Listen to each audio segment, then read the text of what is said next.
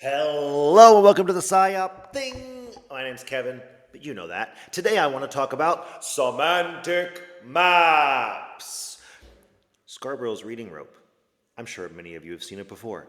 It considers all of the twines that go into the rope of literacy. And two very important twines are vocabulary and semantics as part of language structure. And vocabulary and semantics are also two of the biggest gaps that our language learners have between a native speaker and them. So semantic mapping is an excellent strategy, a statistically proven strategy that I want to talk about today as the best way to build vocabulary and semantic meaning in your students. Semantics means meaning. For the simple definition of this video, there are many other types of semantics that I'm not going to get into because I'm not smart enough to understand them. But here's what I am smart enough to understand. That vocabulary is multifaceted in the way that it activates in our brains. Neurolinguists, when they look at these brain activation scans and look at the way vocabulary activates different parts of the brains, have found that there are so many parts of the brains that are stimulated when it comes to vocabulary. If a word is read versus a word is heard, it's a different part of the brain. If a word relates to something tangible that you can touch or see versus a word that is abstract and connected maybe to a memory or an emotion, it's a different part of the brain. And all of these different parts of the brains must be activated if you truly want a student to increase their semantic knowledge and increase their vocabulary knowledge. And that's where semantic maps comes in. On my hunt for how to make the most effective strategies, I looked at these 3 studies that come from various different countries and are fairly recent. The first study, looking at a control group, just gave 2 groups of primary students, one standard vocabulary instruction, the other one, it allowed them to build their own semantic maps, and it found an effectiveness rating of 2.8.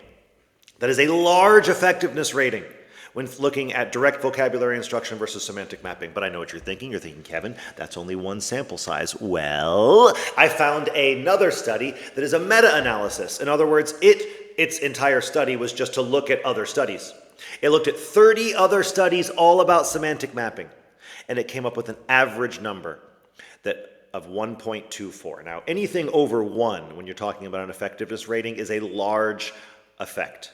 So 1.24 is excellent. Here, let's break down what 1.24 means. Here's what it means. If you take a control group that just learns vocabulary through standard direct definition, write the word, write the definition in your notebook, versus students who do semantic mapping, that control group on the post-test, look at their mean score, then the experimental group on the semantic mapping, their mean score on the right side was at the 88th percentile of the control group. That's how much more helpful semantic mapping can be. But I know what you're thinking, Kevin, of course, because the control group didn't really do anything interesting, and the experimental group did some vocabulary strategy. Why semantic mapping? Well, I found a third study that compared different types of vocabulary strategies, and it found semantic mapping to be at the top, the most effective. So, I think it's something we should all be doing in our classrooms.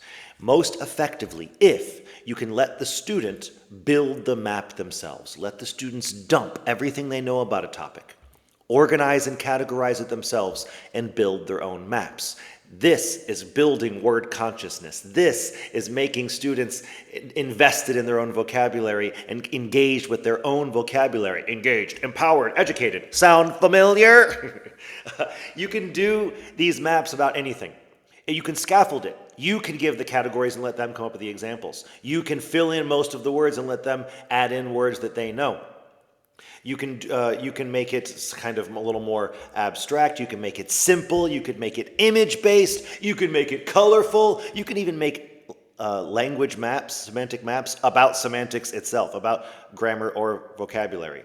And if you really want to be cutting edge, there are many digital semantic map makers out there on the internet that you can let your students play with so they can be doing it on paper or on the laptop. Semantic maps. Oh my God, I love it. I hope you will too, and I hope this helps.